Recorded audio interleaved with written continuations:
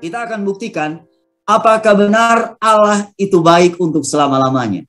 Saudara-saudaraku, untuk membuktikan pernyataan ini, Allah itu baik untuk selama-lamanya, mari kita baca ayat tema kita. Bilangan pasal 13, ayat 1 dan juga ayat 2. Tuhan berfirman kepada Musa, titik 2, suruhlah beberapa orang mengintai tanah Kanaan yang akan kuberikan kepada orang Israel, dan dari setiap suku nenek moyang mereka haruslah kau suruh semuanya pemimpin-pemimpin di antara mereka.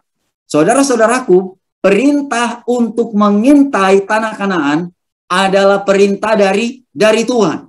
Dan saudara boleh baca ayat temanya di sini. Tuhan berfirman kepada Musa, suruhlah, dalam bahasa Inggris King James dia menggunakan kata, and the Lord spake unto Moses, saying, send thou men that they may search the land of Canaan.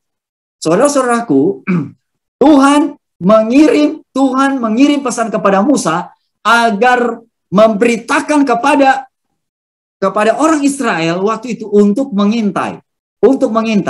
Dan pertanyaan saya di sini adalah, ketika Tuhan menyuruh Musa untuk mengintai, mengutus para pengintai ke tanah Kanaan, apakah Tuhan menghendaki Musa untuk mengirim perempuan?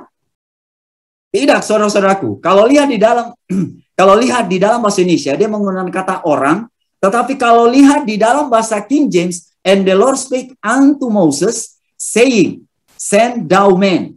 Men di sini adalah plural atau jamak, artinya kirimlah laki-laki. Laki-laki bukan satu, tetapi para laki-laki. Itulah sebabnya waktu Musa mengirim orang untuk mengintai, dia bukan kirim perempuan, tetapi dia kirim laki-laki. Saudara-saudara yang saat ini menyaksikan melalui Zoom online, khususnya laki-laki, Anda dan saya bertanggung jawab. Laki-laki dewasa yang belum menikah dan yang sudah menikah, Anda dan saya bertanggung jawab untuk keselamatan orang lain. Amin. Sebelum Anda bilang perempuan, maka Anda dan saya harus melihat apa yang Tuhan bilang. Karena Tuhan tidak kirim perempuan, Tuhan kirim laki-laki yang sudah menikah. Laki-laki, Anda adalah imam. Dan tugas kita adalah untuk search. Bahasanya menggunakan kata search the land of Canaan. Kalau di dalam bahasa Indonesia dia bilang mengintai tanah Kanaan. Search ini bukan hanya pergi lihat-lihat, observasi, kemudian lihat keadaannya, dan nanti berikan report. Amin. Yang laki-laki di sini tolong angkat tangan. Anda dan saya tolong bertanggung jawab terhadap, kalau yang sudah menikah, punya anak apalagi, bertanggung jawab atas keselamatan istri dan anak-anak. Istri dan anak-anak. Nah sekarang mari kita lihat di kalimat selanjutnya. Di ayat selanjutnya, di ayat yang ketiga, saudara-saudaraku, mari kita lihat di ayat yang ketiga ini, apa yang Tuhan bilang. Lalu, firman Tuhan di situ dia bilang begini, Lalu Musa menyuruh mereka ke padang gurun Paran, sesuai dengan titah Tuhan. Mereka kemana? Padang gurun Paran. Padang gurun Paran, sesuai dengan titah Tuhan. Semua orang itu adalah kepala-kepala di antara orang Israel. Saudara-saudaraku, kali ini Alkitab menekankan bukan hanya laki-laki. Not only men, but they are leaders. Mereka adalah pemimpin. Mereka adalah kepala. Bahasa Indonesianya menggunakan kata kepala-kepala di antara orang Israel. Saya mau tanya, yang laki-laki? Oke, Anda adalah laki-laki. Yang sekarang laki-laki, saya tidak tanya perempuan ya. Tolong perempuan dengarkan suami kalau sudah punya suami. Tapi kalau yang belum punya suami, saudara-saudaraku, lihat papa ya. Semua punya papa kan? Semua punya papa ya. Karena papa bertanggung jawab untuk hal ini. Papa laki-laki bukan perempuan. Nah sekarang Alkitab mengatakan bukan hanya laki-laki, tetapi pemimpin. Saya mau tanya, apakah Anda pemimpin? Walaupun Anda tidak Anda tidak memegang jabatan di gereja sebagai ketua jemaat, ketua diakon, minimal Anda adalah kepala keluarga. Dan Anda adalah pemimpin. Ya, tidak terlepas. Ya, entah Anda punya jabatan di gereja, atau di tempat pekerjaan, atau di mana saja, di suatu institusi, tapi yang paling penting adalah Anda adalah pemimpin di dalam rumah tangga. Kalau yang belum menikah laki-laki, secara pribadi, ya, Anda adalah pemimpin kepala bagi diri Anda sendiri. Lalu, Musa kirim laki-laki dan pemimpin. Ya, ingat, laki-laki dan pemimpin.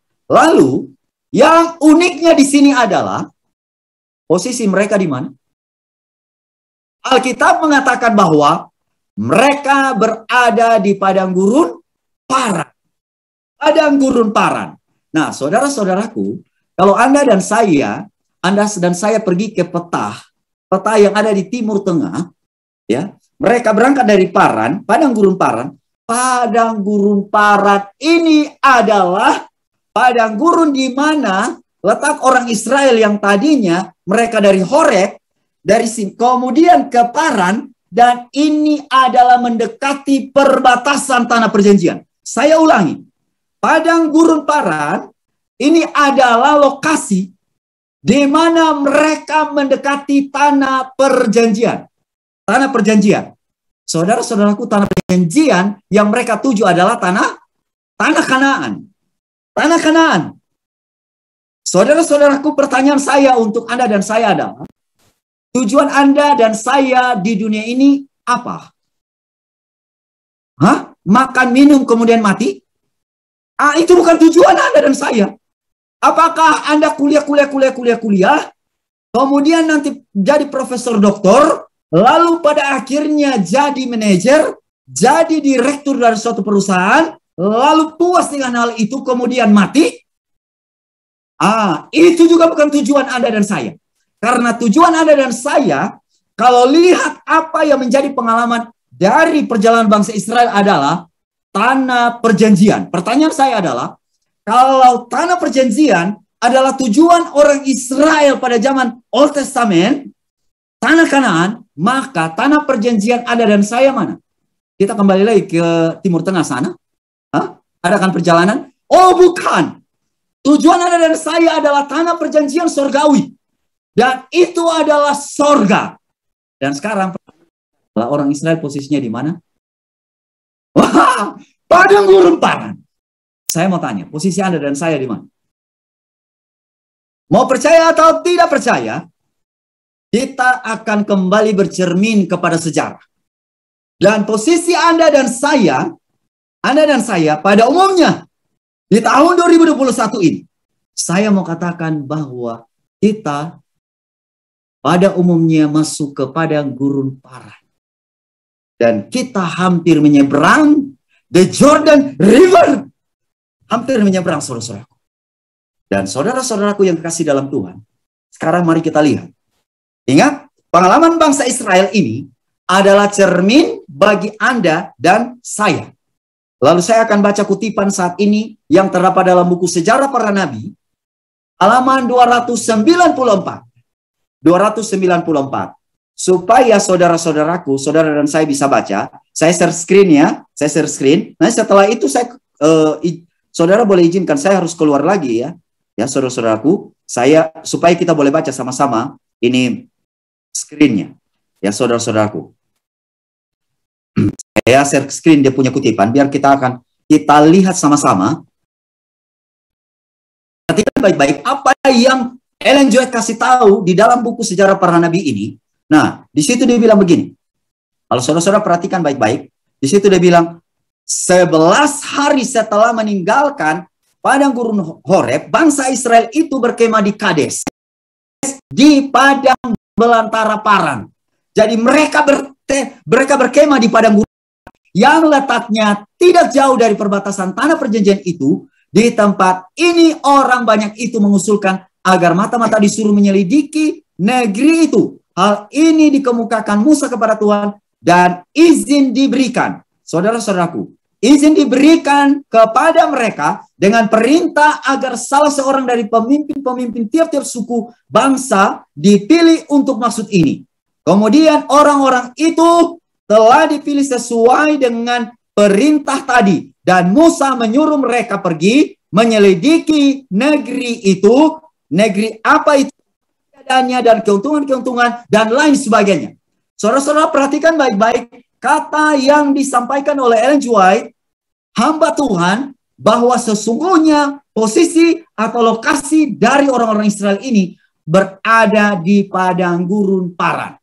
Saudara-saudara mau yakin atau tidak yakin, Anda dan saya kembali lagi melihat apa yang menjadi pengalaman dari orang Israel akan menjadi pengalaman Anda dan saya.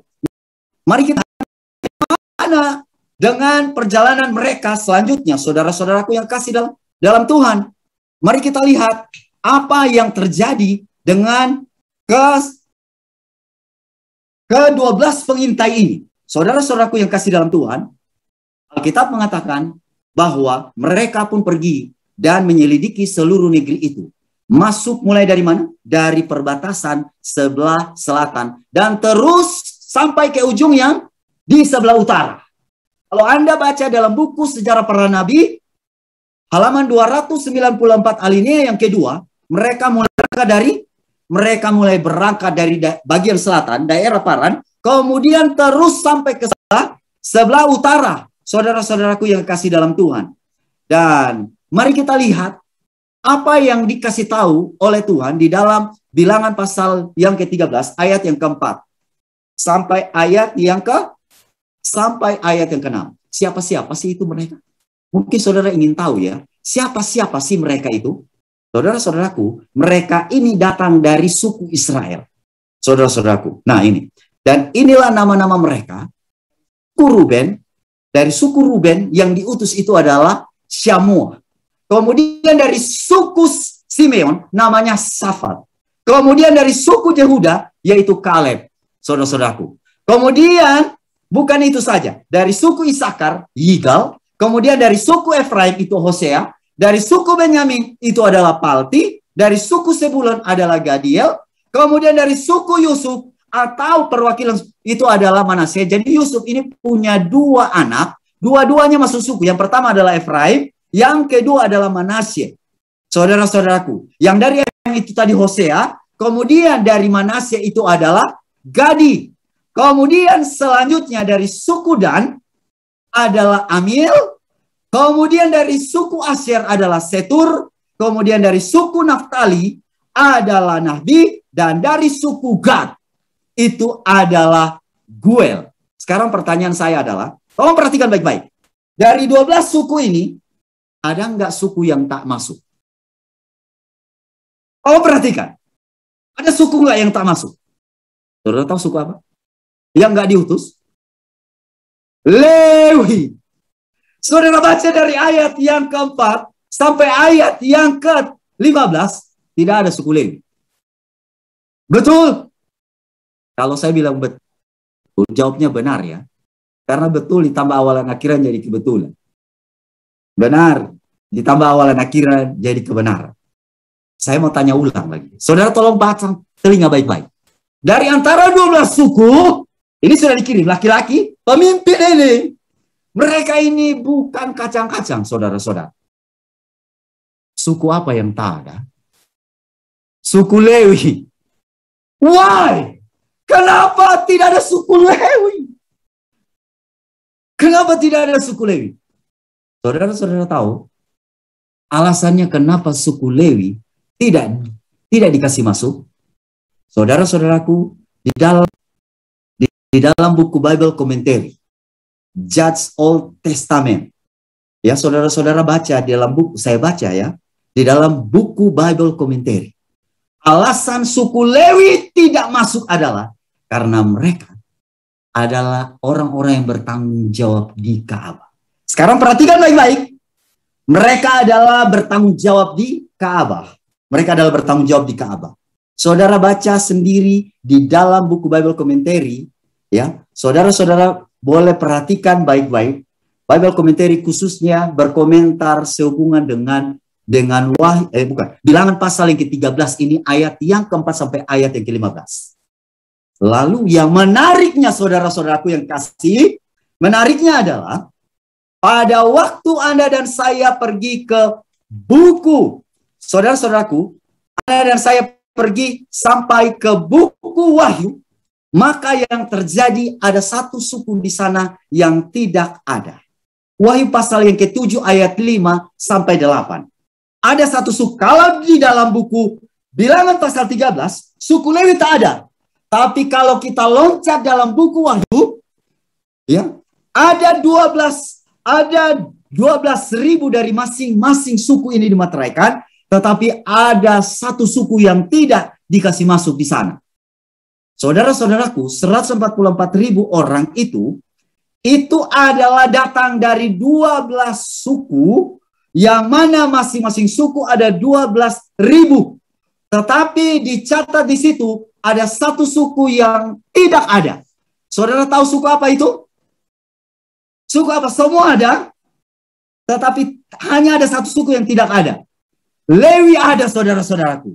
Dari suku Yehuda ada, dari suku Ruben ada, dari suku Gad ada, Aser ada, Naftali ada, Manasya, Simeon, Lewi, Isakar, Sebulun, kemudian Yusuf, saudara-saudaraku, sampai Benyamin, itu ada, tetapi ada satu yang tidak ada. Efraim ada. Yang tidak ada adalah suku Dan. Saudara-saudaraku, pertanyaannya adalah, kenapa suku Dan tidak ada? Kenapa? Saudara mau tahu alasannya? Karena saudara-saudaraku, pada waktu suku Dan masuk ke dalam tanah Kanaan, mereka ini adalah salah satu suku yang tidak puas dengan tanah mereka. Sudah masuk ke tanah perjanjian, mereka tidak puas.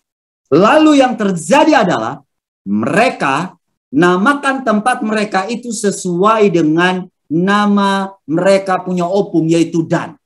Tetapi oleh karena ketidakpuasan mereka, maka yang terjadi mereka bangun adultery. Mereka bangun patung pahatan. Dan mereka pada akhirnya hati mereka serong di hadapan Tuhan. Mereka lakukan itu terus. Dan itulah sebabnya kalau Anda pergi ke buku Wahyu pasal yang ke-7 ayat 5 sampai 8, maka yang terjadi adalah suku Dan adalah suku yang tidak dicatat di dalam 144.000 orang.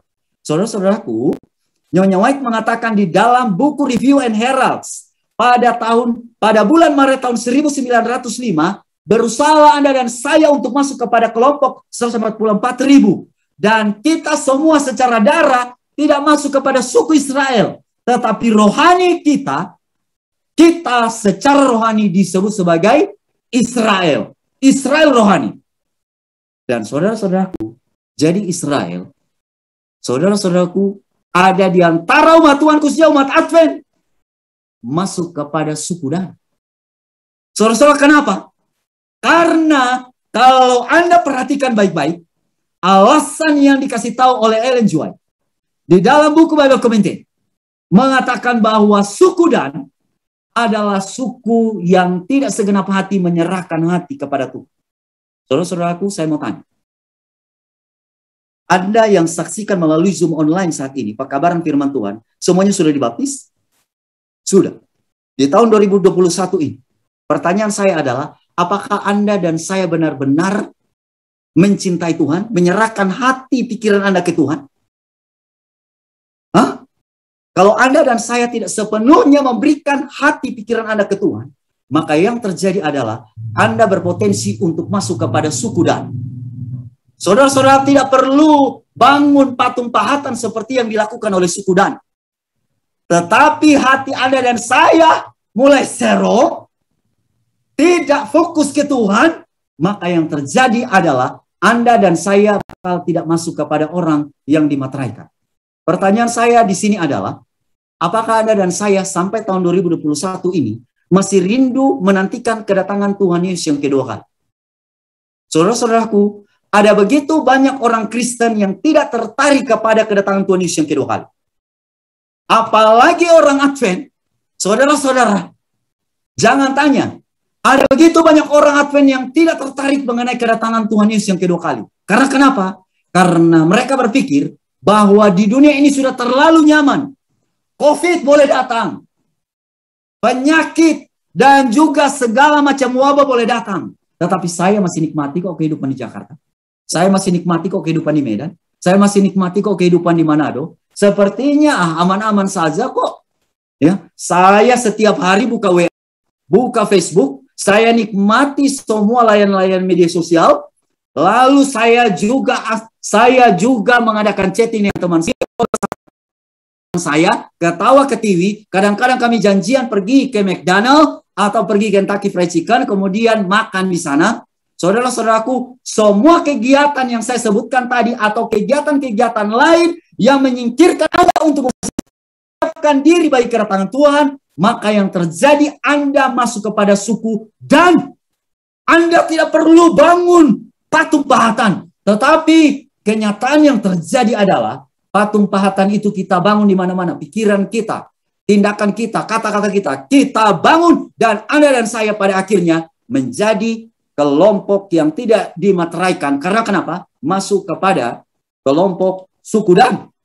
Dan saudara-saudaraku, sekarang mari kita lihat apa yang terjadi.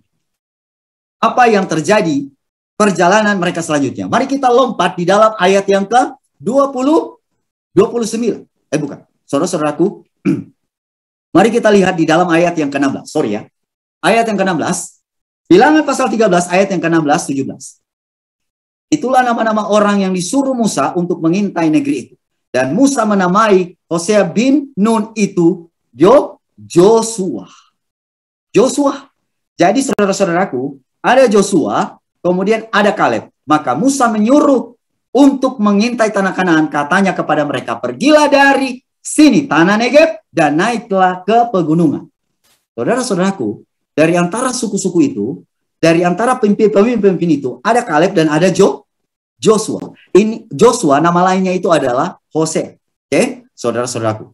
Nah sekarang, di dalam ayat yang ke-18, dan amat-amatilah bagaimana keadaan negeri itu, apakah bangsa yang mendiaminya kuat atau lemah, apakah mereka sedikit atau banyak, dan bagaimana negeri yang didiaminya, apakah baik atau buruk, bagaimana kota-kota yang didiaminya, apakah mereka diam di tempat-tempat yang terbuka atau di tempat-tempat yang berkubu. Saudara-saudaraku, tugas dari 12 suku, 12 pemimpin pengintai ini adalah harus cek. Pertama, bagaimana bangsa yang mendiaminya. Pertanyaan saya adalah, apakah ada bangsa yang ada mendiaminya di sana? Sesuai dengan ayat 18-19, ada ternyata. Dan mereka ini adalah penghalang. Apakah mereka kuat atau lemah? Apakah mereka itu sedikit atau banyak? Jadi kuat atau lemah? Sedikit atau banyak? Bagaimana kota-kota mereka? Jadi cek orang-orangnya, kuat atau lemah, sedikit atau banyak. Lalu kota-kota mereka. Kota-kota mereka yang didiami, apakah itu di tempat terbuka atau berkubu? Nah, artinya mereka perlu tahu orang-orang asing kekuatannya. Pertanyaan saya, orang-orang asing ini menyembah Tuhan atau tidak? Mana ada? Tidak ada. Lalu orang-orang asing yang mendiami tempat di sana itu siapa? Mau tahu? Mereka ini adalah orang-orang Amori, orang-orang Moab, kemudian bangsa-bangsa Enak.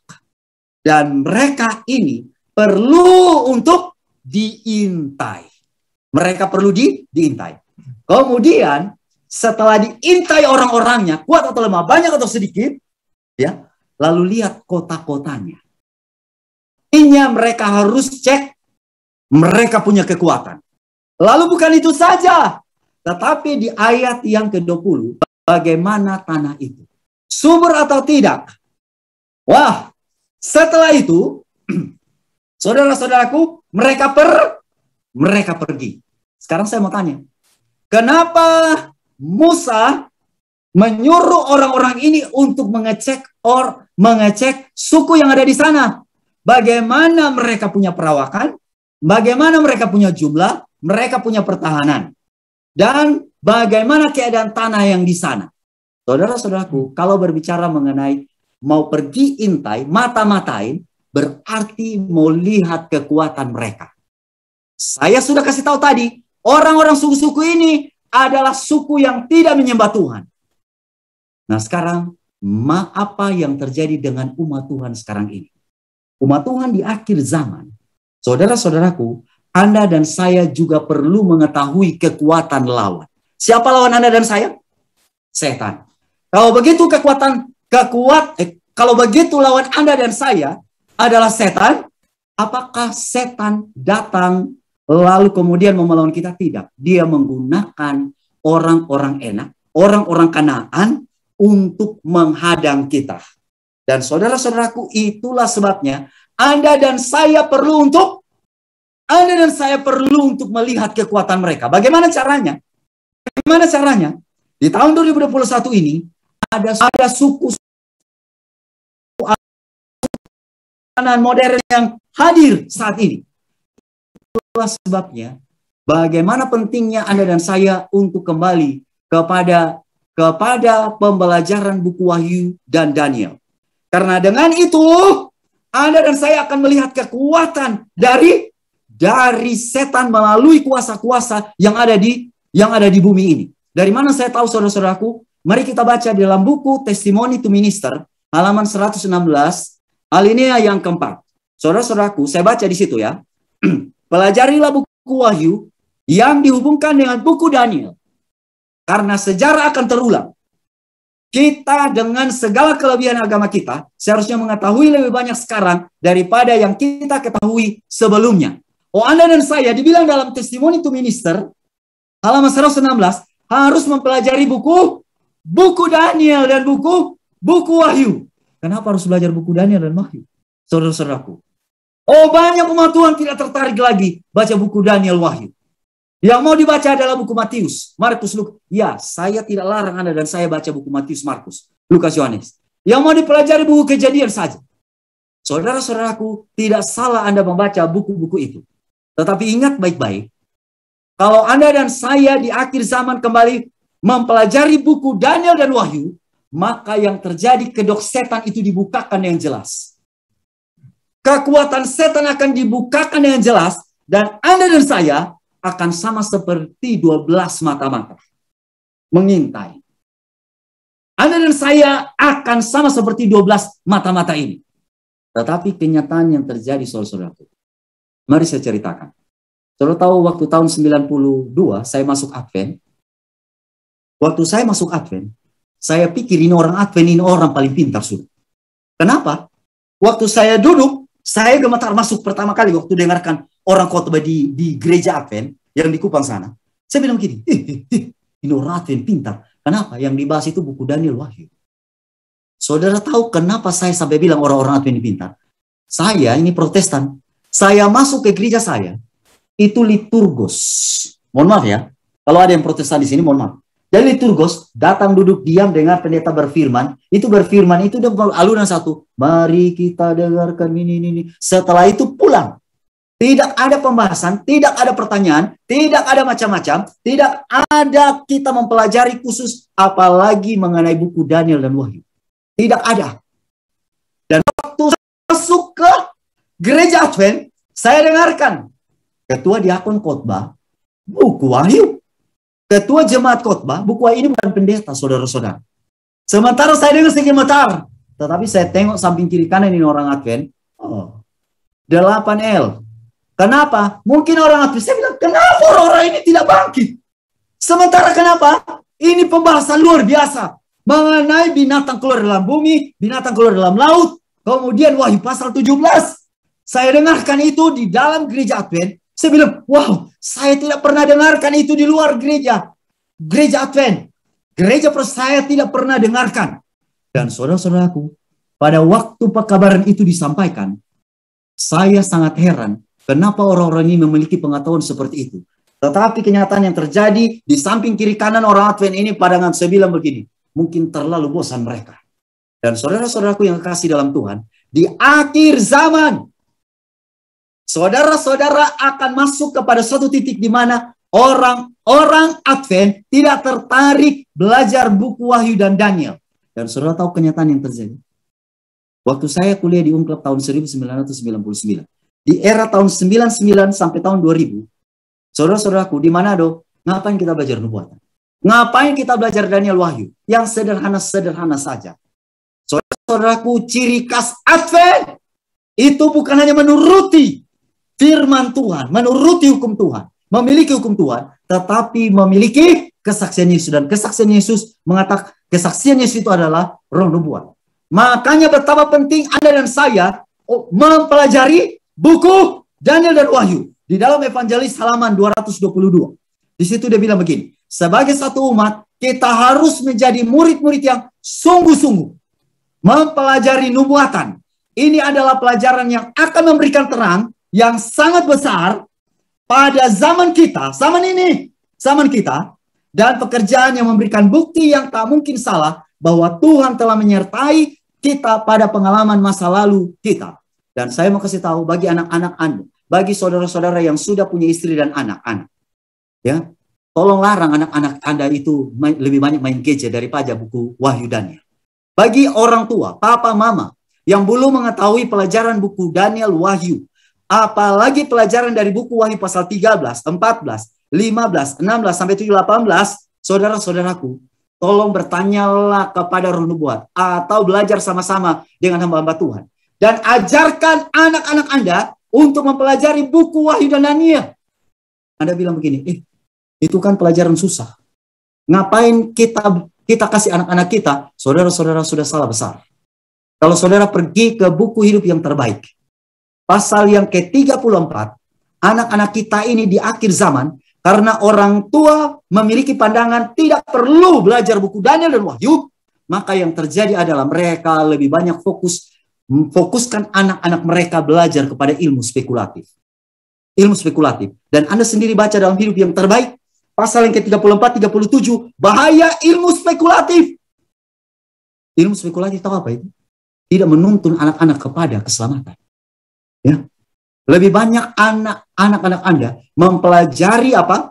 Pelajaran-pelajaran yang tidak membawa anak-anak Anda dekat dengan Tuhan. Anak-anak disuruh untuk hafal gubernur seluruh Indonesia. Tidak salah saudara-saudaraku ya. Menteri. Kemudian rumus-rumus aljabar Pitagoras dihafal di umur 0 sampai 12 tahun. Yang terjadi adalah anak-anak Anda dan saya yang harusnya dipersiapkan juga untuk kedatangan Yesus yang kedua kali, menyelidiki bagaimana kuatnya ini kekuatan setan, tetapi banyak yang ada di antara kita, keluarga demi keluarga, tidak mempersiapkan untuk hal ini. Karena kenapa? Mereka tidak diarahkan untuk belajar buku Daniel dan Wahyu. Jadi apa yang terjadi saudara-saudaraku? Apa yang terjadi? Di dalam buku Kemenangan Akhir, kalau saudara pergi ke buku Kemenangan Akhir 526, ini Kemenangan Akhir yang cetakan baru ya. Ya, saudara-saudaraku, dia bilang, sejauh ini mereka yang menyampaikan pekabaran malaikat yang ketiga sering dianggap sebagai sekedar menakut-nakuti saja. Jadi saudara-saudaraku, ini bukan hanya berlaku pada tahun 1999 dan 2000. Sampai sekarang ini pun, judulnya banyak orang Advent, jangan terlalu menakut-nakuti dengan menyampaikan pekabaran dalam buku Wahyu. Jangan terlalu menakut-nakuti. Saudara salah besar. Kalau Anda dan saya baca buku Daniel, buku Wahyu apalagi, maka yang terjadi, kita akan datang kepada pembahasan Amerika Serikat. Datang kepada pembahasan kepausan. Tetapi banyak orang Advent bilang begini, tak usah terlalu banyak bahas tentang kepausan. Kalau begitu, tolong hapus saja buku Kemenangan Akhir 13. Hapus! Saudara-saudaraku, kalau ada orang tua, kalau ada anggota gereja Advent yang mengatakan enggak usah, saudara-saudaraku, betul, fokus Anda dan saya bukan ke Amerika Serikat dan juga ke pausa. Tetapi kalau fokus kita kepada Tuhan, Anda dan saya perlu mengintai. Dan ketika Anda dan saya mengintai, Anda perlu melihat kekuatan lawan. Tetapi anehnya orang Advent, kamu salah menakut-nakuti. Nggak usahlah bahas itu buku Wahyu 13, 14. Kalau begitu, nggak usah memperbesar-besar mengenai kepausan. Saudara-saudaraku, tolong hapus ya. Buku Wahyu 13, Wahyu 14, pekabaran 3 malaikat, termasuk saudara-saudaraku, hapus saja Wahyu pasal 17-18. Itu semua adalah agenda setan.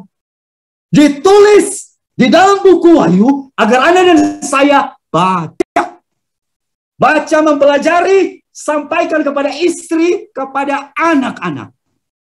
Laki-laki, Anda dan saya punya tanggung jawab sebagai imam. Dan Anda dan saya adalah pemimpin. Minimal memimpin diri sendiri dan juga keluarga kalau yang sudah menikah.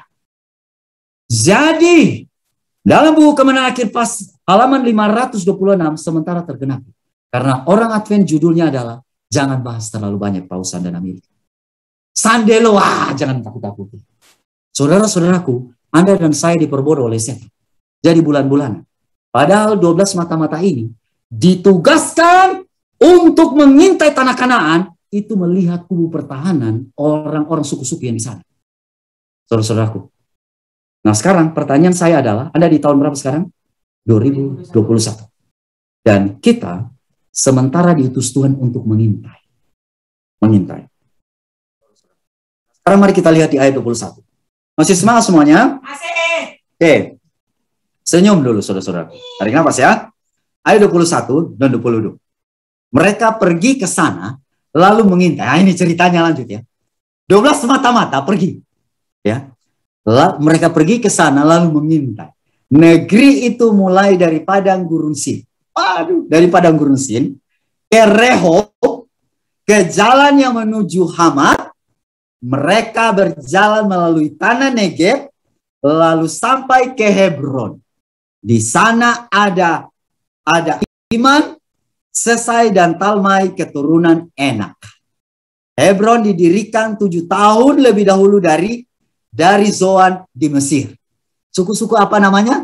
Ada disebutkan. Ini adalah suku, ada Ahiman, Sesai dan Talmai. Ini adalah keturunan Enak. Bagaimana sih bentuk mereka? Saudara-saudaraku, di ayat 23-24, ketika mereka sampai ke lembah Eskol, dipotonglah mereka di sana suatu cabang dengan setandan buah anggurnya. Lalu berdualah mereka menggandarnya. Juga mereka membawa beberapa buah delima dan buah ara. Tempat itu dinamai orang lembah Eskol karena tandan buah anggur yang dipotong orang Israel di sana.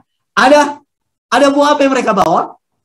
Buah anggur, kemudian buah apa? Buah ara, dan buah delima.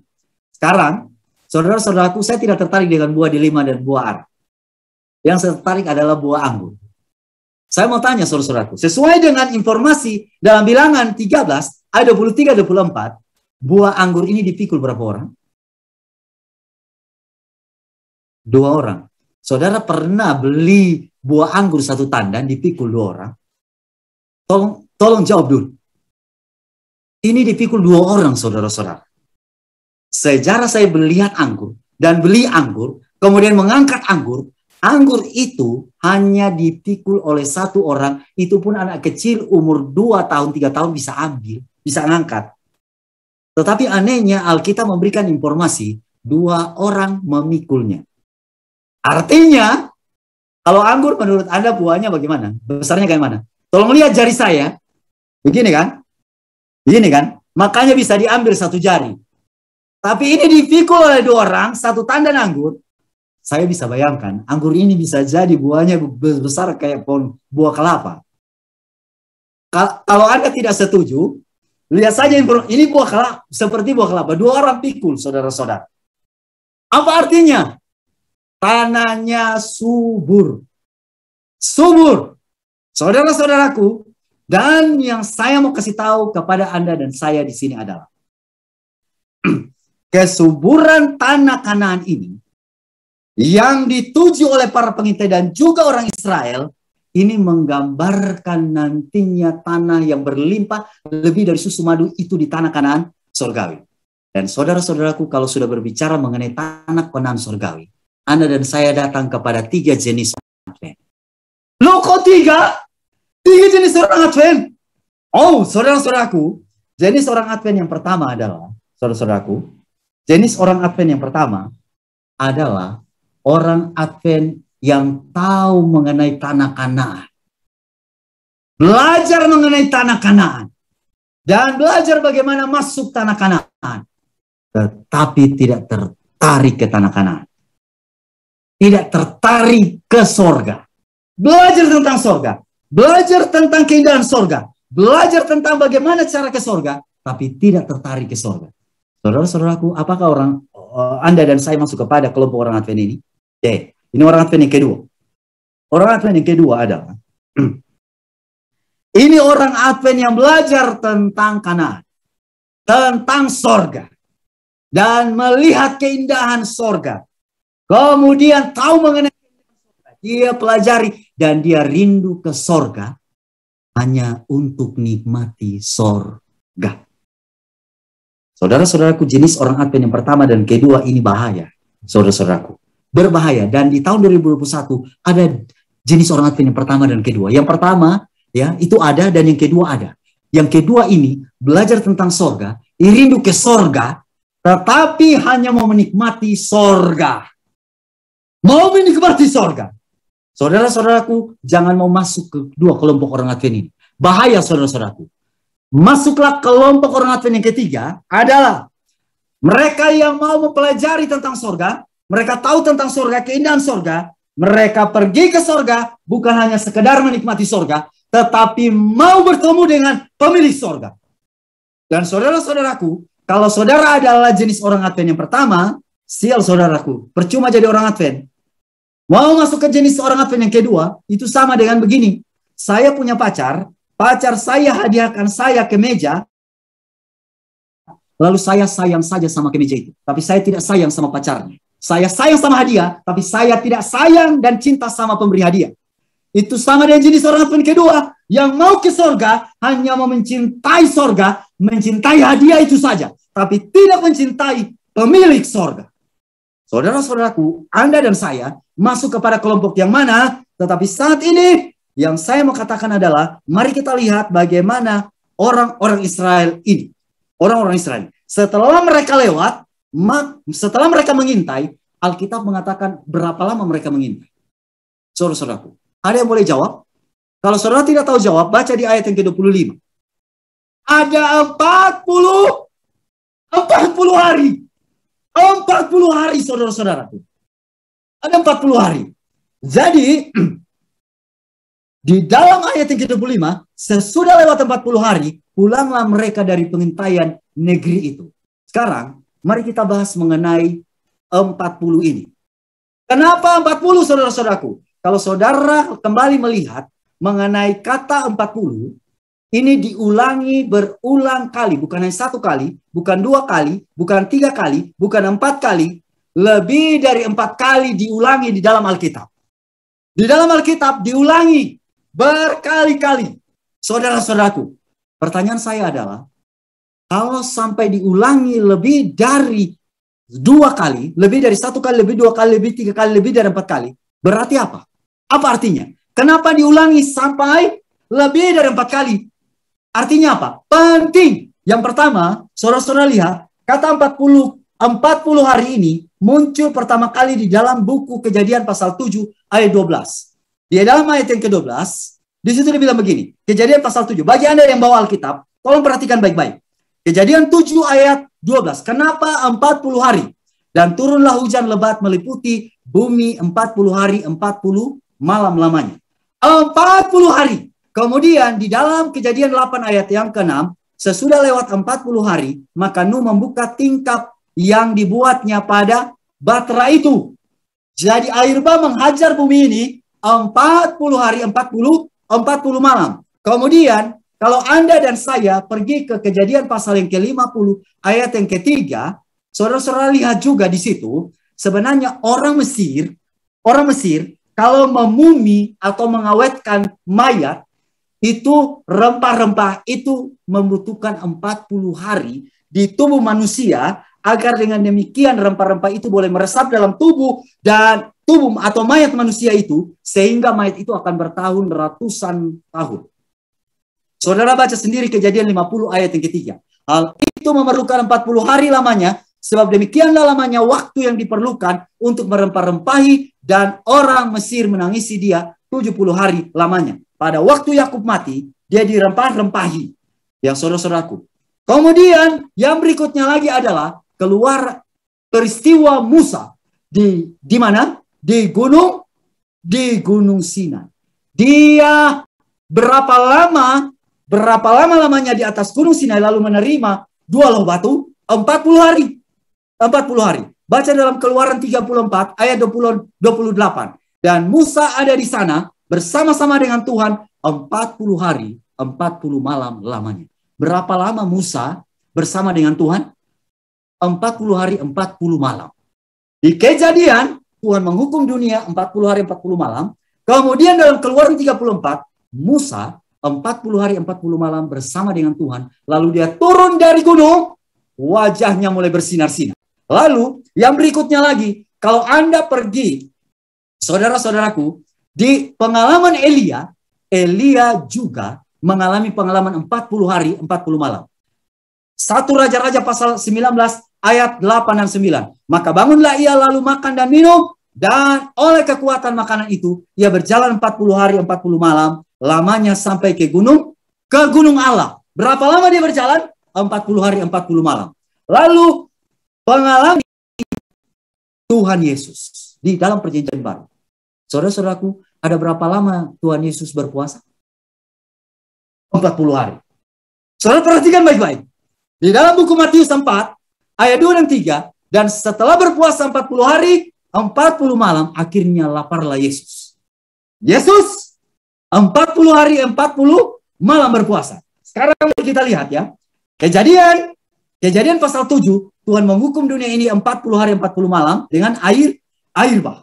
Kemudian pengalaman Musa juga berada di atas gunung Sinai. Dia berjumpa dengan Allah, ada berapa lama? 40 hari 40 malam. Kemudian Elia mengadakan perjalanan juga 40 hari 40 malam ke gunung Allah. Kemudian Yesus ada 40 hari 40 malam berpuasa. Dan 40 hari 40 malam, 40 hari selanjutnya adalah pengalaman Yesus ketika dia bangkit. Saudara-saudaraku, saya mau tanya, ada berapa lama Yesus setelah bangkit dia menampakkan diri kepada murid-muridnya? Saudara mau tahu? Dalam Kisah Rasul pasal yang pertama, ayat yang ketiga, di situ dikatakan kepada mereka yang menunjukkan dirinya setelah penderitaannya selesai, dan dengan banyak tanda ia membuktikan bahwa ia hidup. Sebab selama 40 hari ia berulang-ulang menampakkan diri dan berbicara kepada mereka tentang kerajaan Allah. Sekarang mari kita datang kepada kata 40 hari ini. Kenapa 40 hari? Saudara-saudaraku, Tuhan sementara memberikan kepada Anda dan saya 40 hari. 40 hari agar dengan demikian kita boleh mengoreksi diri, bukan hanya mengintai ya. Bukan hanya mengintai, tetapi mengoreksi diri kita agar dengan demikian kita tidak dihukum. Karena pilihannya hanya ada 2. Kalau tidak dihukum, maka yang terjadi adalah Anda akan diberkati. Kalau tidak dikutuk, maka yang terjadi Anda dan saya akan mendapat berkat. Hanya ada 2, saudara-saudaraku, 40 hari ini. Bagaimana kalau yang tidak lakukan, Anda dan saya berada dalam posisi bahaya. Itu artinya adalah kita melalaikan amaran Tuhan. Karena kenapa? Saudara-saudaraku, kalau lihat pengalaman dari umat-umat Tuhan, mulai dari zaman air bah sampai kepada Tuhan Yesus menampakkan diri, maka 40 hari ada pesan pekabaran yang kepada dan saya, yaitu berkat dan kutuk. Saudara tinggal pilih sebagai umat Tuhan mau berkat atau kutuk, dan ini jelas terjadi setelah 40. Lihat jelasnya setelah 40. Lihat ya, setelah 40 hari Yesus berpuasa, dia didatangi setan. Setelah 40 hari Musa turun, dia berjumpa dengan Tuhan, dia lihat orang-orang sudah mulai sembah patung. Saudara-saudaraku, diserang setan. Saudara-saudaraku, hal yang paling risiko ini adalah, saudara-saudaraku, adalah setelah. Itulah sebabnya kalau saya tanya saat ini di Zoom, kira-kira setan hadir paling banyak di mana? Setan suka hadir itu di mana? Di bar. Di bar itu dia bilang dia tidak anggap. Karena kenapa? Di mana? Di 21, di bioskop. Dia tidak anggap itu kawan-kawanku itu. Yang Anda siang malam film yang enggak menjauhkan pikiran. Dia bilang itu teman-temanku. Tetapi yang setan suka datangi adalah orang-orang yang dengan tekun mendekatkan diri dengan Tuhan. Baik itu meditasi Alkitab dan doa. Saudara, apalagi lakukan berkomitmen 40 hari. Saudara-saudaraku, hati-hati setelah itu. Karena kenapa? Saudara mau lihat pengalaman orang Israel. Setelah 40 hari pengintai ini pulang, apa yang terjadi? 26-27. Tolong perhatikan. Setelah 40 hari, di dalam ayat 26, dan langsung datang kepada Musa, ayat 26. Dan segenap umat Israel di padang gurun Paran, mereka membawa pulang kabar kepada keduanya. Dan kepada segenap umat itu memperlihatkan kepada sekalian hasil negeri itu. Mereka menceritakan kepadanya, kami sudah masuk ke negeri. Dan kemana kau suruh kami, dan memegang negeri itu berlimpah-limpah susu dan madu. Mereka sudah laporkan, ini orang Israel duduk semuanya, ya, 12 mata-mata ini pulang, mereka bilang begini, wah tempat itu subur sekali, karena kami sudah bawa ini hasilnya, buah delima, buah dan juga buah anggur, dan ini orang Israel wajah mereka berseri-seri, mata mereka berbinar-binar. Belum titik, saudara-saudara, belum titik. 12 mata-mata ini kemudian melanjutkan, ya, di dalam ayat yang ke-28-29. Ini setelah kapan? 40 hari. Ya, di dalam ayat 28 hanya bangsa yang diam. Mereka menggunakan kata hanya. Dalam bahasa Inggrisnya, nevertheless the people. Saudara-saudaraku, itu sama juga dengan tetapi. Ya kan? Hanya bangsa yang diam, bangsa yang diam di negeri itu kuat-kuat. Nah, mereka bilang tanah itu subur, tapi mereka bilang bangsa yang diam negeri itu kuat-kuat, kota-kotanya berkubu dan sangat besar. Lalu mereka sudah sampai di kemudian lihat ayat yang ke-20. Juga keturunan Enak telah kami lihat di sana. Orang Amalek yang diam di tanah Negeb, orang Het, orang Amori diam di pegunungan, diam di sepanjang laut dan sepanjang tepi sungai Jordan. Mereka orang ini. Terus di ayat, saudara-saudaraku, kalau lihat di ayat selanjutnya, sebelum saudara lihat di ayat selanjutnya, saudara-saudaraku, saya ingin baca kutipan ini. Saya ingin kasih tahu saudara-saudaraku, di dalam buku Sejarah Para Nabi.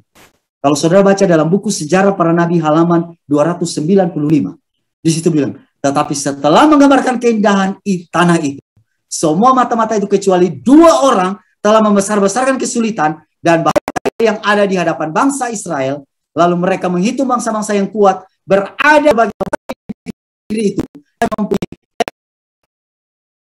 tembok yang besar dan bangsa yang ada di tempat itu amat kuat. Lalu mereka katakan dan mustahil mengalahkan mereka itu. 10 mata-mata mengatakan bahwa mustahil untuk mengalahkan orang-orang yang berada di tanah Kanaan.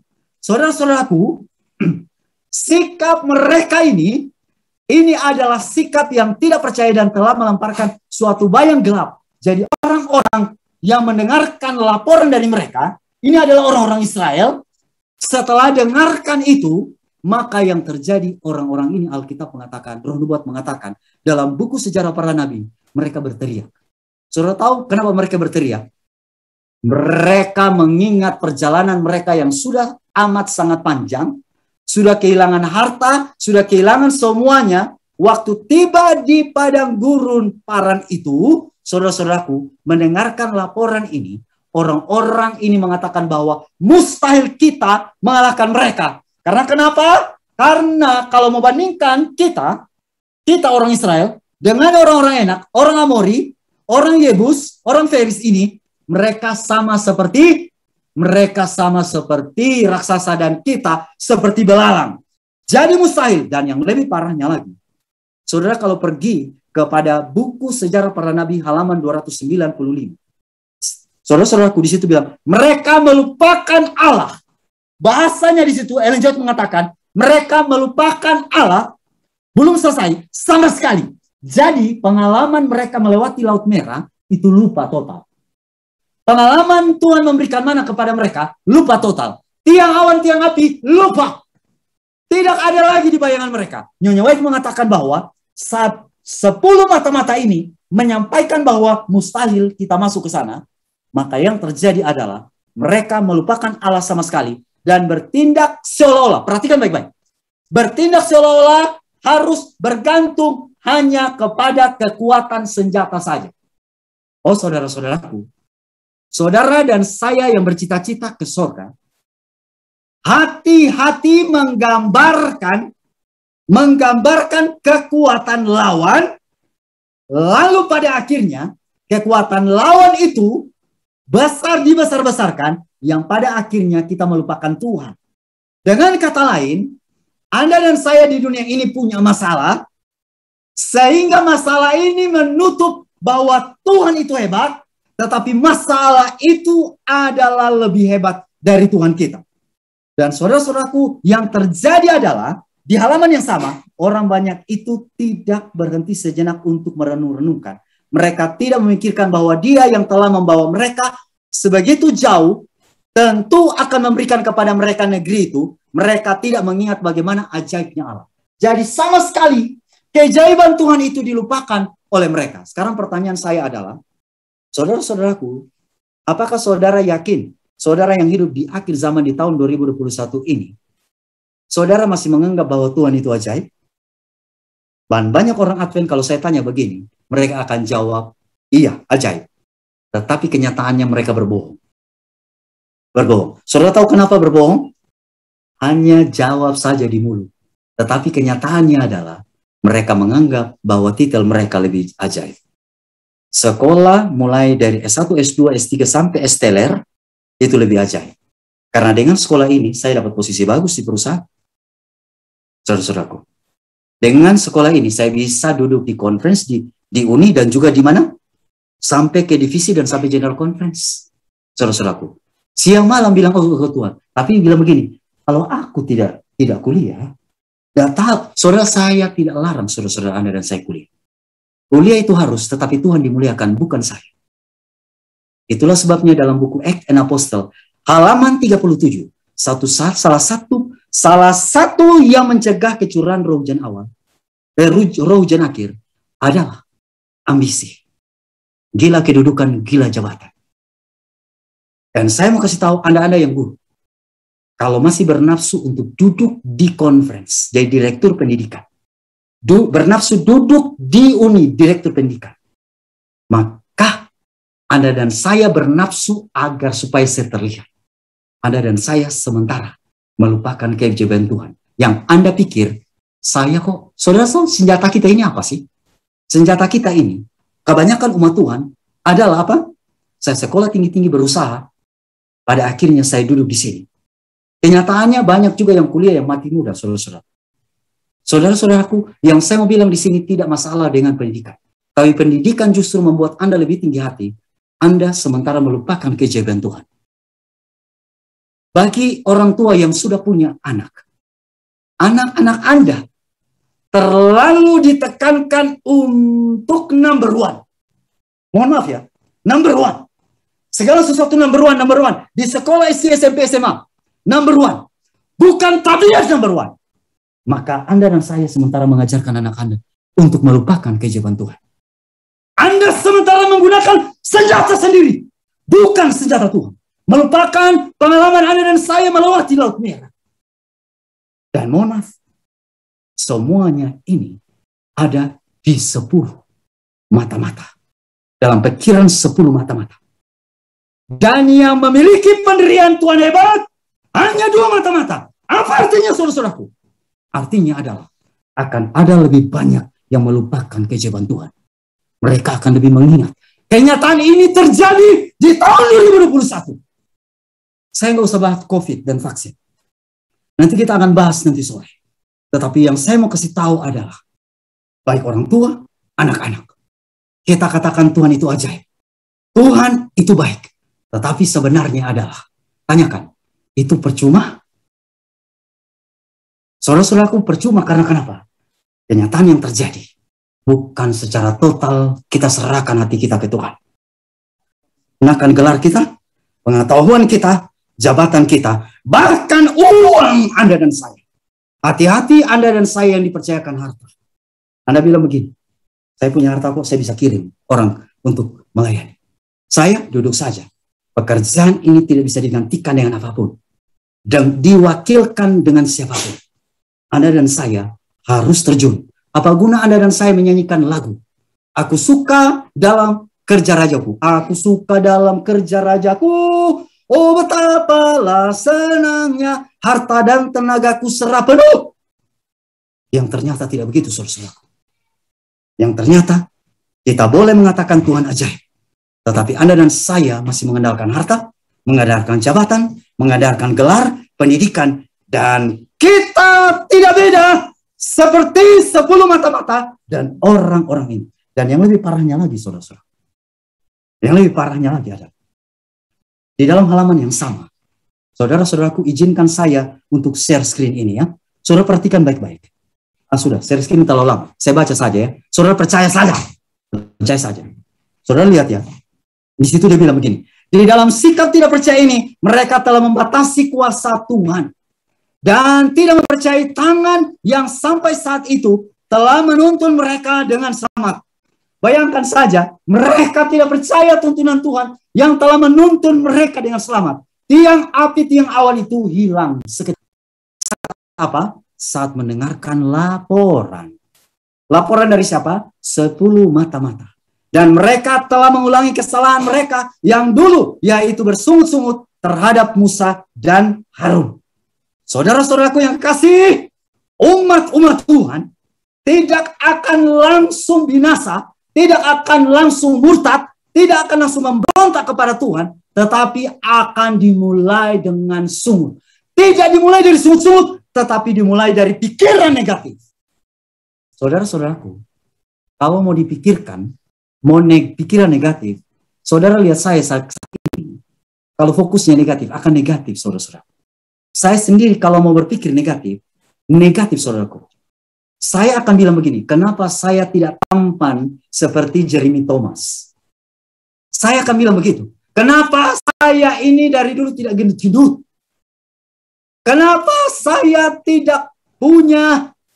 Kenapa saya tidak punya saudara? Kenapa papa saya harus meninggal? Kenapa saya ini kulit hitam? Kenapa saya ini gigi offside? Saudara-saudaraku, ingat baik-baik. Kebinasaan ini tidak muncul secara langsung. Murtad tidak akan muncul secara langsung. Bahkan memberontak kepada Tuhan tidak muncul secara langsung. Bersungut-sungut tidak akan muncul secara langsung. Tanpa dimulai dengan pikiran negatif. Dan Anda dan saya yang membiasakan saya untuk selalu berpikir negatif. Pikir negatif akan masuk kepada yang disebut dengan sungut-sungut. Akan masuk yang disebut dengan memberontak. Akan masuk yang disebut dengan naik lagi, yang disebut dengan murtad. Dan akhirnya binasa. Dan saudara-saudaraku, inilah yang terjadi. Dan itulah sebabnya, di dalam buku Testimony for the Church, volume 8 halaman 298, di situ dia bilang begini. Joy bilang menggunakan kata saya telah diperingatkan untuk mengatakan kepada gereja kita, pelajarilah kesaksian-kesaksian roh nubuat itu. Dituliskan sebagaimana nasihat mereka yang hidup pada akhir dunia ini. Bila umat Allah tidak mempelajari akan pekabaran itu yang sudah dikirimkan dari waktu ke waktu, mereka berdosa oleh menolaknya. Saudara-saudaraku yang kasih, suara hilang. Dengarkan suara saya. Hilang? Mana? Masih bagus. Ada yang bilang suara saya hilang ini yang ikut offline. Oke, lanjut ya. Saudara-saudaraku, umat-umat Tuhan yang hidup di akhir zaman ini harus tetap fokus ke Tuhan. Dan pikiran-pikiran negatif, Anda dan saya tidak mungkin tidak ada. Saya yakin itu tidak mungkin tidak ada. Itulah sebabnya Paulus berada di Filipi. Dia berhadapan dengan umat-umat Tuhan yang di Filipi. Pikirannya negatif banyak.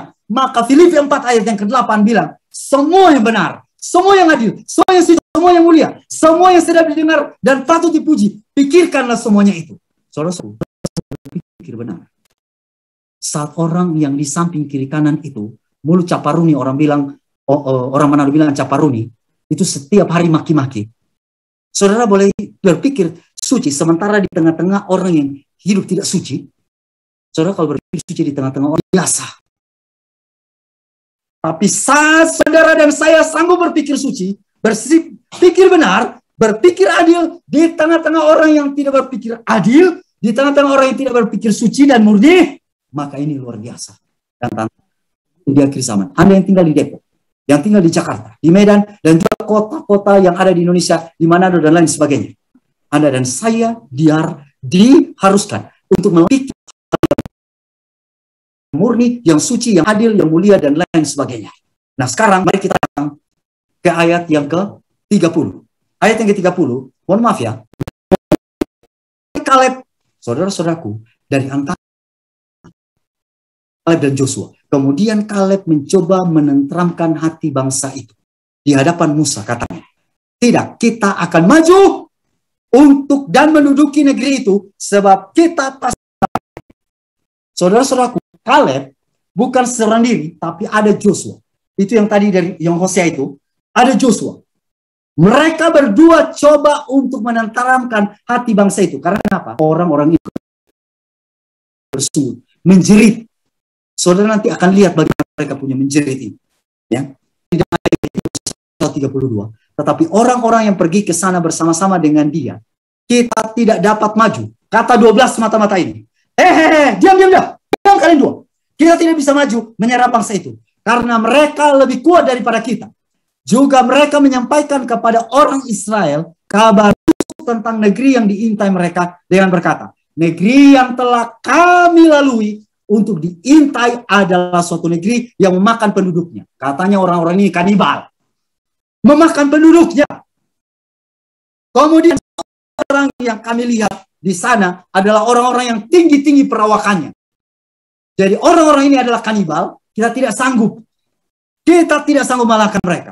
Lalu kemudian di ayat 37 juga di sana orang-orang raksasa, orang-orang enak yang berasal dari suku orang raksasa, dan kami lihat diri kami seperti belalang, dan juga mereka terhadap kami. Saudara-saudaraku, pertanyaan saya adalah, kenapa sampai 10 mata-mata ini? Kalau tadi alasannya adalah mereka berpikir negatif kan, dan mereka melupakan akan keajaiban Tuhan. Tetapi apa alasan mendasar? Saudara-saudaraku, apa alasan mendasar sehingga pada akhirnya mereka benar-benar melupakan akan janji Tuhan, melupakan akan keajaiban Tuhan? Saudara-saudaraku, kali ini saya harus bagikan screen-nya. Saya harus share screen supaya saudara lihat bagaimana komentar Ellen White sehubungan dengan kutipan ini. Saudara-saudaraku. Nah, mari kita lihat sama-sama. Saudara-saudara lihat, ini kutipannya. Di dalam buku Maranatha, saya kutip di sini dari buku Maranatha halaman 119. Saudara tahu, firman Tuhan mengatakan begini. Kenapa sampai 12? Alasan paling mendasar, Allah merencanakan supaya orang banyak digerakkan. Dan pikiran mereka dibangunkan untuk menyelidiki hal itu. Karena tidaklah mungkin bagi laki-laki dan perempuan sementara berada di dalam kuasa dosa merusak kesehatan kebiasaan yang melemahkan otak. Kebenaran yang kudus. Jadi, kalau saudara mau lihat alasan paling mendasar, mereka keluar dari tanah Mesir. Tanah Mesir, ini pemimpin-pemimpin dari suku Ruben, Simeon, Isakar, dan lain sebagainya. Ya, mereka keluar dari Mesir, tetapi pikiran mereka ada mau masuk ke tanah Kanaan, mau menuju tanah Kanaan, pikiran mereka tinggal di tanah Mesir. Yang mereka ingat di tanah Mesir apa? Bukan hanya dewa-dewa, makanan di Mesir. Makanan, kehidupan, pola makan, pola minum yang ada di Mesir, saudara-saudaraku.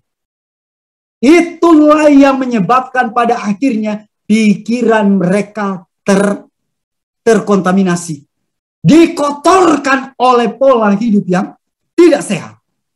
Saudara, makanya, saudara bayangkan kerinduan mereka untuk makan daging itu sudah sangat matang, maka Tuhan turunkan burung puyuh. Mau menuju tanah Kanaan, tapi sebenarnya mental mereka belum siap. Karena kenapa? Mereka ingat kekasih lama, ayam goreng. Mereka ingat kambing guling. Mereka ingat lagi McDonald, Kentucky. Mereka ingat kekasih lama. Ya. Dan itulah yang menyebabkan walaupun mereka mau mendekati tanah perjanjian, sudah di perbatasan, tapi mereka bilang, pul, untuk apa kita? Ini besar. Saudara-saudaraku, ini diawali dengan tidak bertarak. Saudara-saudara, saya ingin baca kutipan ini. Anda dan saya banyak kali dengarkan bahwa pertarakan itu tidak ada hubungan dengan keselamatan. Saya mau bilang pertarakan ada hubungan dengan keselamatan. Testimony for the Church volume 9 halaman 154. Bila reformasi kesehatan sudah benar-benar diikuti oleh umat Tuhan, barulah mereka dapat berdiri sebagai umat yang sempurna di hadapan Allah. Itulah sebabnya orang tua yang manjakan anaknya makan Kentucky Fried Chicken bertobat. Yang manjakan anaknya makan coklat, gula, putih, merusak otak, bertobat. Karena Anda dan saya, sementara mendidik anak Anda dan kita semua untuk hanya di paran saja. Tidak masuk ke perbatasan. Saudara-saudaraku, ada yang bilang begini, apa hubungannya ini reformasi kesehatan, pertarakan dengan keselamatan? Bukannya hanya fokus Tuhan betul. Tuhan Yesus bilang, jikalau kamu mengasihi aku. Tuhan Yesus bilang, jikalau kamu mengasihi aku, kamu akan menuruti segala perintahku. Saya mau tanya, tolong jawab dengan jujur. Perintah untuk reformasi kesehatan, ini perintah Tuhan Yesus atau setan? Tolong jawab. Kalau ini perintah setan, tidak usah saudaraku. Kalau ini perintah Tuhan, saya mau tanya, apakah Anda mencintai Tuhan? Fokus Anda dan saya Tuhan Yesus kan? Kalau Anda dan saya fokus Tuhan Yesus, maka secara otomatis akan menuruti reformasi kesehatan. Karena reformasi kesehatan adalah bagian dari perintah Tuhan Yesus. Jadi apakah ada hubungan dengan keselamatan atau tidak? Jangan bilang tidak. Karena firman Tuhan ini ada hubungan. Anda salah satu, salah semua. Dalam ilmu matematika, 10 kurang 1, 9. Dalam ilmu firman Tuhan, 10 kurang 1, 0 saudaraku. 0. Jadi, apa yang Tuhan mau bilang? Di dalam letter 48 halaman tahun 1902.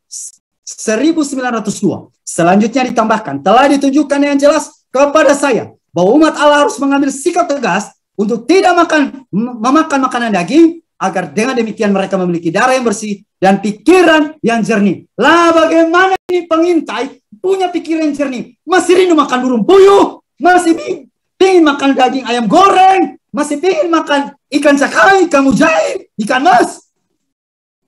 Saudara-saudaraku, saya mau tanya, apakah kita perlu tinggalkan ini?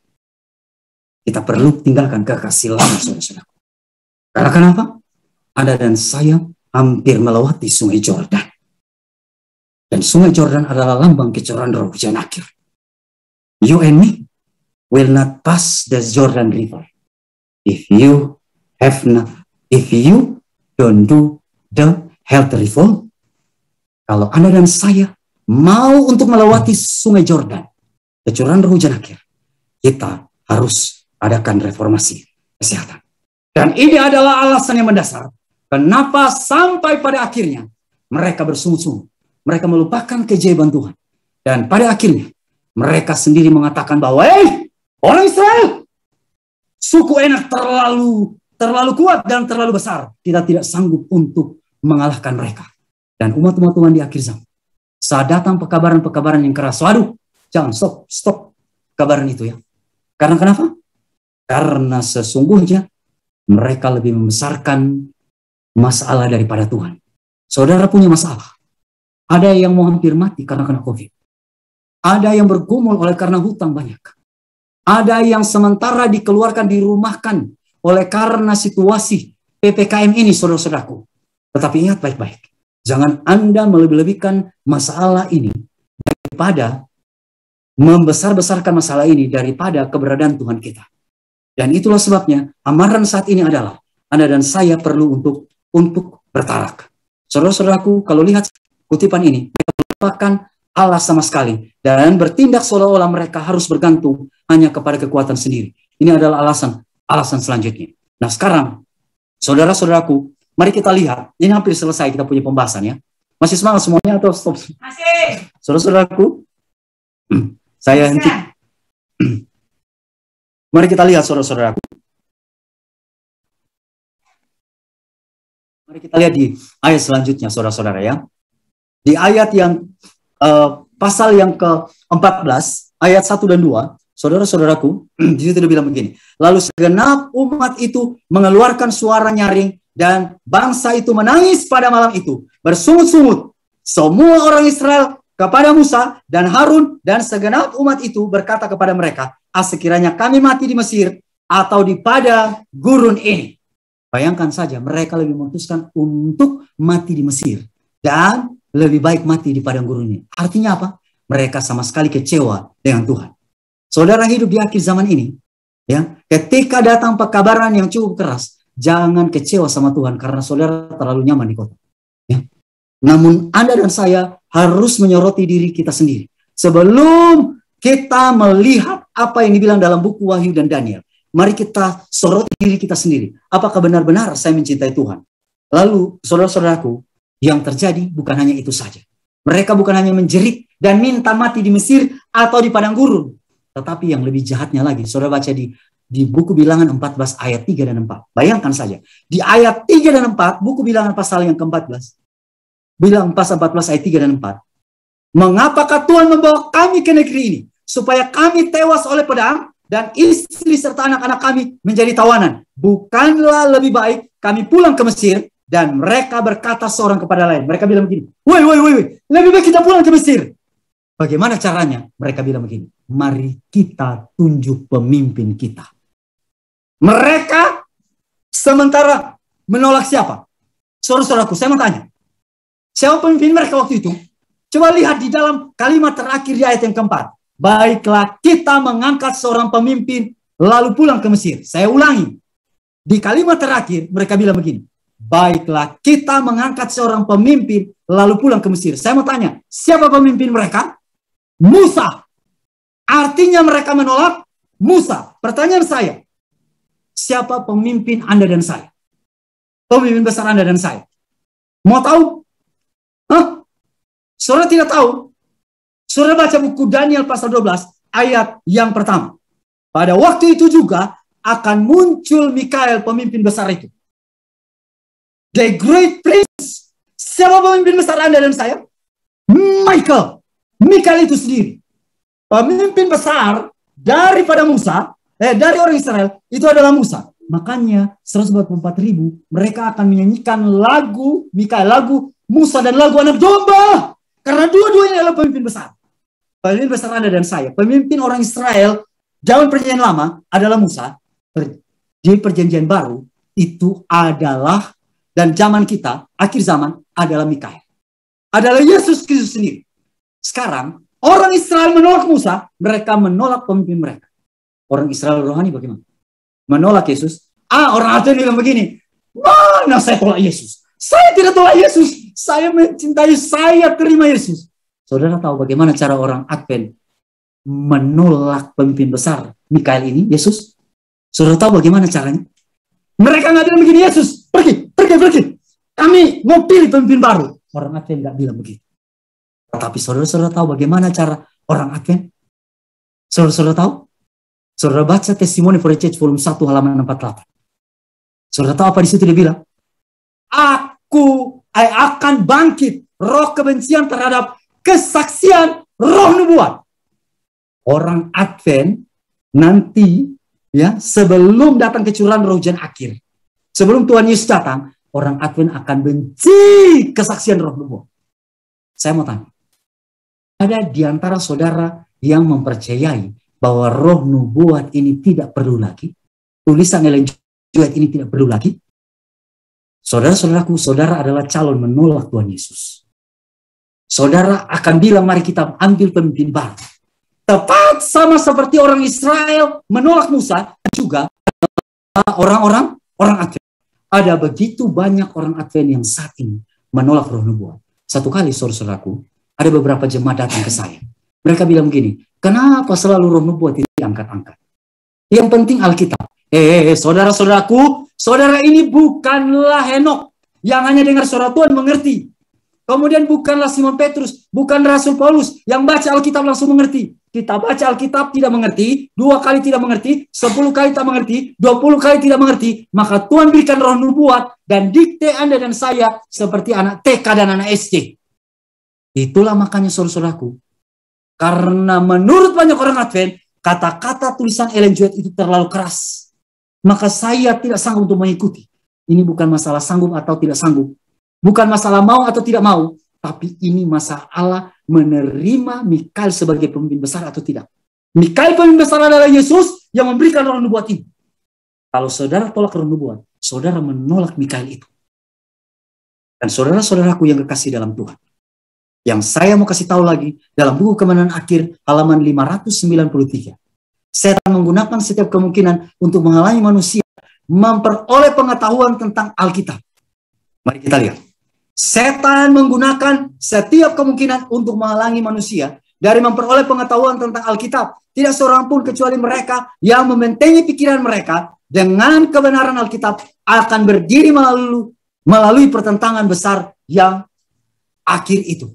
Saudara-saudaraku, Anda dan saya harus membentengi diri Anda dan saya dari firman Tuhan, Alkitab, dan juga roh nubuat. Saudara-saudaraku. Karena kenapa? Karena topan akan datang ini. Baca kutipan ini. Di dalam buku Kemenangan Akhir 528, alinea kedua. Sementara topan mendekat, suatu golongan besar, orang yang mengaku percaya kepada pekabaran malaikat yang ketiga, tetapi belum disucikan oleh penurutan kepada kebenaran. Banyak kali kita bilang yakin, tetapi kita belum disucikan oleh penurutan. Penurutan firman Tuhan bukan hanya dalam Alkitab, tetapi roh nubuat. Kalau orang-orang ini tidak disucikan oleh penurutan, apa yang terjadi di tulisan merah? Mereka akan meninggalkan kedudukan mereka dan bergabung dengan penentang. Lalu apa lagi? Dengan barisan penentang. Oleh bersatu dengan dunia, mengambil bagian dalam rohnya, mereka telah memandang hal-hal itu dan terang yang hampir sama. Dan bila mana ujian diberikan, mereka telah siap untuk memilih pihak yang muda dan populer. Orang-orang yang berbakat, ini orang-orang berbakat, serta yang mempunyai tutur kata yang menarik, yang pada suatu waktu bersuka cita di dalam kebenaran, akan menggunakan kuasa-kuasa mereka untuk menipu dan menyesatkan jiwa-jiwa. Mereka menjadi musuh yang paling sengit dari saudara-saudara dahulu. Itulah sebabnya saudara-saudaraku. Kemudian di Kemenangan Akhir, di dalam halaman 528, pada masa penganiayaan ini, iman hamba-hamba Allah akan diuji. Mereka telah dengan setia memberikan amaran, memandang kepada Allah dan kepada firman-Nya. Kalau begitu pertanyaan saya adalah, apa yang paling penting? Iman Anda dan saya. Dan iman Anda dan saya perlu diuji. Supaya kita tidak termasuk kepada 10 pengintai itu. Dan orang-orang Israel yang memberontak kepada Tuhan, tapi masuk kepada dua pengintai itu, maka iman Anda dan saya diuji. Dari kapan? Dari sekarang. Bagaimana caranya? Saudara-saudara lihat kutipan ini. Dia bilang begini, mereka yang hanya sedikit melatih iman, sekarang berada dalam bahaya yang sangat besar dan untuk jatuh ke bawah kuasa penipuan setan dan perintah pemaksaan hati nurani. Saudara-saudaraku, penting bagi Anda dan saya untuk melatih iman Anda dan saya. Karena kenapa? Kalau tidak, Anda dan saya akan menjadi musuh bagi saudara-saudara kita yang ada di dalam pergerakan Advent ini. Musuh yang paling mengerikan. Nah, bagaimana cara melatih? Mari saya ceritakan kesaksian. Saudara-saudaraku, pada suatu kali istri saya datang sama saya. Mohon maaf istriku ya. Jadi, dia datang sama saya, dia bilang begini. Suamiku, keuangan kita saat ini dalam bahaya. Di tahun 2021. Saudara-saudaraku, sejak tahun 2018, komitmen kami berakhir di kampus 1000, maka kami bukan hanya ada status, tetapi tidak ada stipend. Sama sekali. Bergantung hanya kepada Tuhan. Tapi puji nama Tuhan, Tuhan menggerakkan anggota-anggota gereja untuk mensupport kami. Lalu pada waktu itu, setiap kalau kami ke pasar, kami ada waktu itu beli buku, kalau kami dapat berkat, kami beli buku kecil namanya Menyingkap Kebenaran. Lalu yang terjadi setiap kali kami ke pasar, kami tinggalkan buku itu ke orang yang kami beli sayur atau beli apapun. Di angkot, setiap kali kami naik angkot, kami tinggalkan buku. Ada juga yang kami lupa-lupa sedikit, tapi lebih banyak kami tinggalkan buku-buku itu di angkot. Lalu yang terjadi adalah, saya bilang begini, buku ini kayaknya kurang lengkap. Lalu istriku bilang begini, suamiku, coba susunlah pelajaran-pelajaran dalam Alkitab, mulai dari Alkitab asal mula dosa sampai kepada baptisan. Lalu yang terjadi oleh pertolongan Tuhan, pada akhirnya dengan kuasa Tuhan, disusun buku ini. Lalu yang terjadi, kami mau cetak. Saya bilang begini, keuangan bagaimana? Istriku bilang begini, tidak. Namanya ini kalau dicetak berapa? Kalau satu buku 35.000. Kalau dicetak 1.000, satu buku 10.000. Jadi ada beberapa teman kami ada di Batam, kemudian saya suruh edit, kemudian saya hubungilah teman saya, Lady si Tanggang yang ada di Cigombong. Lalu saya kasih tahu, dia bilang begini, ya itu nanti dibuat, tapi kalau kalian mau cetak hanya 100, itu satu buku 35.000, rugi kalian. Paling bagus adalah kalian cetak 1.000, paling kurang ada 1.000, supaya satu buku hanya 10.000. Lalu kami pikir-pikir, kalau 10.000 satu, itu 1.000, berarti ada kurang lebih 10 juta. Saya tanya, uang nyampe 10 juta istriku? Lalu yang terjadi, kami berdoa, Tuhan, bagaimana kami mau bayar ini? Tiba-tiba Lady bilang begini, Bang, Karin, enggak apa-apa, cetak saja 1.000, nanti dibayar cicil. Dan saudara-saudaraku, akhirnya kami beranilah cetak. Dan buku ini sekarang sudah ada sama kami. Saudara-saudaraku, kejadian ini belum berakhir, saudara-saudara. Tuhan izinkan ini agar kami lebih banyak berkumpul. Masalah duit, saudara-saudaraku, istriku bilang, kami bilang, ada dengan teman-teman tim sini, itu bukan masalah kami, tapi itu masalah Tuhan. Jadi kalau ada misi, kita serahkan ke Tuhan, Tuhan akan siapkan itu. Dan saudara-saudaraku, akhirnya puji nama Tuhan, kami bisa dapatkan buku ini. Lalu, saudara-saudaraku, pada waktu kami berada di Sumbul ini, kami berada di Tanah Karo ini, kami berdoa, Tuhan, kami harus cari tempat untuk berladang. Karena amaran Tuhan adalah, kita harus tinggal di desa, lalu kita harus menjangkau kota. Lalu saya bilang begini, kayaknya kalau kita hitung-hitung, jangankan buku, jangankan tanah, buku saja kita nggak bisa bayar. Lalu saya tanya, istri, kita butuh tanah berapa? Yang saya pikir cuma 0,5 hektar paling luas ya. Dia bilang, 10 hektar. Saya bilang, apa ini 10 hektar? Lalu saudara-saudaraku, kami berdoa. Karena pertama kali waktu kami country living di Sirikalang, itu adalah tanah pinjaman. Jadi ada yang sewa, ada keluarga yang sewa 7 tahun, lalu kami pakai saudara-saudara, kami pakai tanah itu, tetapi itu bukanlah milik kami. Jadi, oleh karena itu bukan milik kami, akhirnya kami berdoa, Tuhan tolong berikan. Karena kami mau menginjil di kota, tetapi kami tidak mau tinggal di kota, sesuai dengan amaran Tuhan. Lalu yang terjadi adalah, tiba-tiba ada yang telepon, tolong kalian datang ke sini dulu. Waktu kami datang ke Langkat ini, kami datang di Langkat, waktu itu tujuannya hanya untuk mengecek tempat di sana. Lalu tiba-tiba ada yang bilang begini, ada tanah di sini, 3,5 hektar, harganya berapa? 70 juta. Lalu saya angkat telepon, saya bilang begini, istriku, ada tanah di sini 70 hektar, ada 3,5 hektar, harganya 70 juta. Bilang 70 juta. Ada? Tidak ada. Tidak ada nyampe di situ. 10 juta pun tak sampai. Lalu yang terjadi adalah, kami berdoa, Tuhan. Waktu kami bertemu sama pemilik tanah, dia bilang 60 juta. Ada? Tidak ada. Malam itu kami kehujanan, saudara-saudaraku, karena hanya lihat tanah. Lalu kami harus lewat 3 sungai yang pada malam itu banjir, saudara-saudara. Saudara-saudaraku. Nah ini tempatnya. Banjir, saudara-saudara. Tapi ini bukan foto malam ya. Lalu yang terjadi adalah, karena pada waktu itu banjir, saya sudah bergumul dengan anak saya. Jadi bersama dengan ada teman-teman, saya bilang, Tuhan tolong selamatkan kami. Akhirnya Tuhan tuntun kami ke satu tempat di mana waktu ada tempat ini, dia punya mobil, kami sudah tidak sanggup jalan lagi. Dia punya mobil gerdang 2, kami tidak sanggup jalan. Maksudnya kami mau pergi situ untuk pinjam mobilnya, antarkan kami. Karena sudah tidak sanggup bersama anak-anak dan istri ini. Lalu waktu kami pergi, mau tanya dia, ternyata orang ini adalah orang Advent yang kami sudah kenal lama. Dia adalah abang dari direktur rumah sakit yang ada di Medan, Marga Sitepu, ya Pak Rubin. Lalu waktu kami lihat dia bilang, hei, pastor, oh ini istri, pastor Rino, mari sini. Lalu akhirnya kami diperkenalkan dengan kelompok tani dan saudara-saudaraku.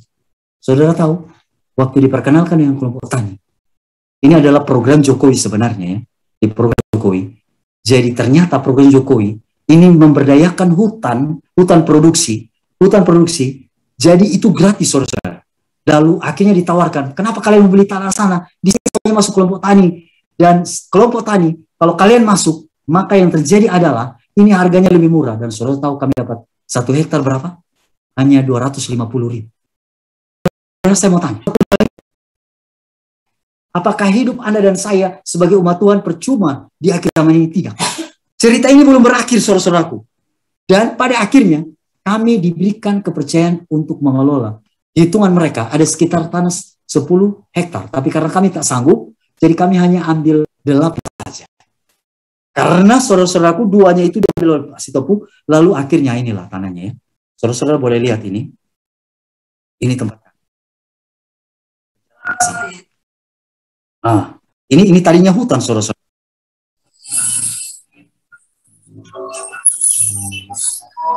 Hutan, saudara-saudara. Hutan produksi. Dan ada sungai di sini.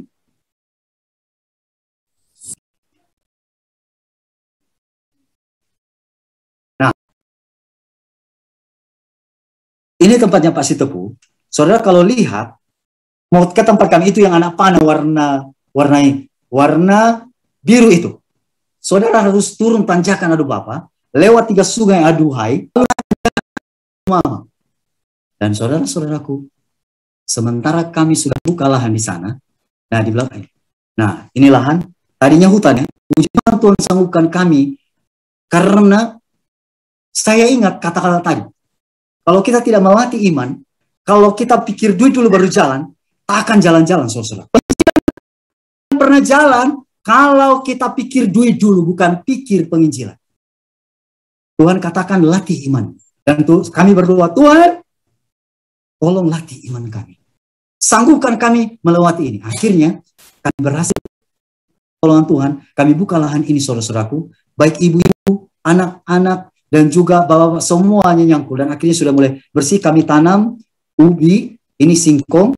Kemudian ada tanam kacang, ada tanam bawang.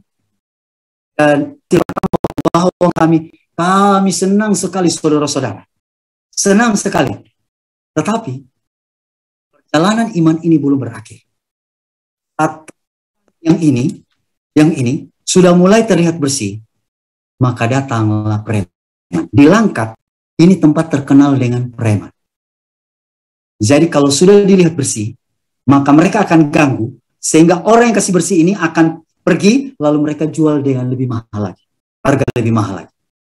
Jadi saat tanahnya sudah mulai bersih, kemudian sudah menghasilkan satu-satu, kami datangi preman.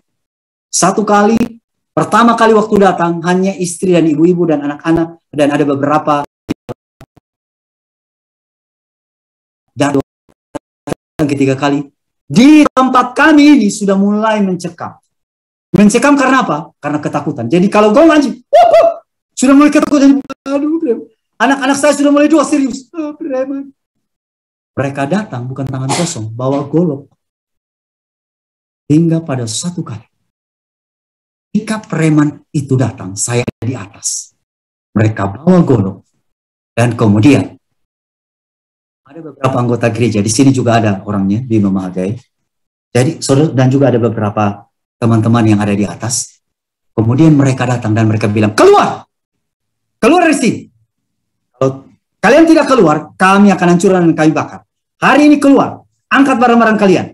Saudara-saudara, itu angkat barang, solar cell, aki bersama babat rumput itu tidak mudah.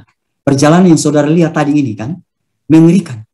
Jadi waktu itu, saya sementara menghadap mereka, sementara bicara, Tiba-tiba saudara-saudaraku, ada kalimat yang keluar dari mulut saya menyinggung mereka. Saya bilang, kami di sini, ada pernah juga kami punya selang hilang. Terus apa yang terjadi? Preman ini marah. Jadi, kau pikir apa? Saudara-saudaraku, sebelumnya saya sudah kasih tahu, kami ke sini oleh karena Tuhan yang tuntun. Akhirnya saya dihajar, saudara-saudara. Saya dihajar. Mereka ini sebagian beragama Islam. Saya dihajar oleh preman ini. Waktu saya dipukul 1 kali pakai botol aqua, kemudian saya dihajar lagi di sini. Saya dihajar sini. Mohon maaf, saya yang merasakan pukulan-pukulan itu, saya tidak rasa, saya seperti hanya di kuas-kuas saja pipi saya ini. Saya tidak tahan adalah saya lihat wajah istri dan 2 anak saya. Mereka menangis saat saya dihajar. Tetapi waktu saya dihajar, saya lihat air mata dari 2 anak saya. Saya hanya berdoa, Tuhan, kalau Engkau izinkan kami harus melewati ujian iman ini, sanggupkan kami untuk melihat jalan keluarnya. Karena saya sudah berdoa, Tuhan, kelilingi kami dengan kemuliaan, dengan malaikat, pagari kami. Tapi saya lihat kok pagar kemuliaan Tuhan kok dilewati oleh mereka. Lalu yang terjadi hari itu pun, kami turun bawa barang-barang kami. Lalu kami berdoa, Kak, istri, teman-teman ini, teman-teman misionaris, bilang, pastor kita harus keluar. Jadi pada waktu bilang, ayo keluar, saudara, ada ibu yang sebenarnya tawarkan kami tanah gratis. Tapi saya bilang begini, kita berdoa 7 hari. 7 hari, bayangkan, sebelum kami keluar sudah ditawarkan. 7 hari dulu. Kita lihat apa kehendak Tuhan. Lalu kami berdoa, bukan hanya berdoa, berpuasa. 7 hari tidak cukup, kami buat lagi sampai 10 hari. Jadi selama 10 hari, kami berdoa, kami berpuasa. Puasa kami itu, kami hanya makan, jauhkan garam, jauhkan minyak. Ya selama ini kami nggak pernah makan daging, nggak makan gula ya. Tapi kami jauhkan garam, minyak, cabai, semuanya kami jauhkan. Hanya buah-buah dan sayur, makanan-makanan karbo itu direbus dan dikukus saja. Dan setelah kami berdoa, kami dekati ini preman-preman. Kalau saudara lihat ini preman, ini adalah pemimpin preman di sana yang baju garis-garis. Kemudian wakilnya ini yang baju kuning ini. Kami dekati mereka, kami buat expo di sana. Lalu kami Tuhan berikan hikmat kepada kami. Nah, ini adalah pemimpin preman mereka ini yang mengganggu kami di atas, saudara-saudaraku. Nah, terhalang sedikit lagi gambarnya. Nah, ini bayangkan ya, wajah-wajah mereka seram atau bersahabat. Wajah-wajah mereka seram. Lalu kami setelah itu kami bagikan sembako ke mereka. Saudara tahu kehidupan mereka itu di bawah rata-rata. Toilet pun tidak ada. Pakaian mereka saja koyak-koyak, saudara-saudara. Tetapi Tuhan ajarkan kami supaya melatih iman kami dan belajar bagaimana mengasihi orang yang telah menyakiti kami. Kunjungi rumah ke rumah, ada sekitar 20-an rumah, kami bagikan sembako. Iya. Akhirnya mereka bilang begini, tolong ajarkan anak-anak kami. Ini adalah kelas Alkitab untuk anak-anak, kemudian kelas bahasa Inggris untuk mereka, lalu kemudian ada yang ngajak berdoa, dan salah satu preman yang menghajar kami di atas, saudara-saudaraku, tahu? Anaknya sakit panas. Saya datang dengan beberapa misionaris, kemudian kami obati, kasih charcoal, kemudian bukan itu saja. Ada yang punya pengetahuan untuk herbal, ya, ini ungke dari Sangir sana. Lalu dikasih dia itu obat herbal, 1 hari saja sembuh. Lalu pada waktu itu setelah 10 hari, saudara tahu bagaimana? Mau pulang. Kemudian, tahu apa yang terjadi? Mereka bilang begini, jangan kalian pergi. Kalau kalian mau, kalian boleh ambil 1 hektar 20 juta. 20 juta kami tak sanggup. Hari berikutnya mereka bilang begini, 10 juta saja. Kami juga tak sanggup. Kami juga tak sanggup. Jadi kami putuskan untuk pergi saja.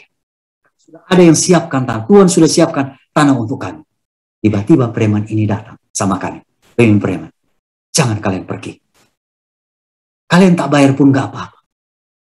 Tapi pada akhirnya saudara tahu, mereka hanya minta 5 juta. 4 juta itu tidak dibayar oleh saya, oleh kami.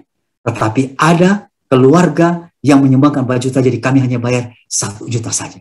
Setelah itu, saudara-saudara tahu apa yang terjadi? Preman ini datang pegang tangan kami. Ada yang sampai stres karena kami mau keluar, digunting rambutnya yang tadi panjang, sampai botak kepalanya. Kemudian di hari terakhir itu, preman ini bilang begini, jangan kalian pergi. Jangan kalian pergi. Kalian tetap aja di sini. Kami akan lindungi kalian. Dan saudara-saudaraku, ini preman yang mukul saya ya. Dia mukul saya. Memang dia ditugaskan untuk eksekusi, mati. Kalau siapa yang melawan, dibunuh mati. Karena kemana-mana dia bawa pedang dan dia juga bawa pistol. Ini preman itu yang pukul saya, diutus. Saudara-saudaraku, itu yang di baju di pundaknya itu jaket yang saya kasih. Lalu dia bilang begini, pastor, boleh pastor saya anggap sebagai abang? Dan saudara-saudaraku, sejak saat itu penginjilan mulai terbuka. Kami diberikan izin untuk belajar Alkitab. Bahkan preman ini bilang, tolong siapkan waktu agar kami boleh belajar Alkitab. Karena anak-anak kami bukan hanya anak kami yang mau tahu kebenaran, kami juga. Dan saudara-saudara tahu agama apakah mereka itu? Mereka adalah agama Islam. Paling banyak agama Islam. Agama Kristen hanya dihitung dengan jari. Makanya di sana tidak ada gereja. Yang ada adalah musola, saudara-saudaraku. Tetapi pertanyaan saya di sini adalah, apakah saudara dan saya masih berpikir bahwa kehidupan kita di akhir zaman ini, saudara merasakan bahwa Tuhan itu hanya baik di mulut saja?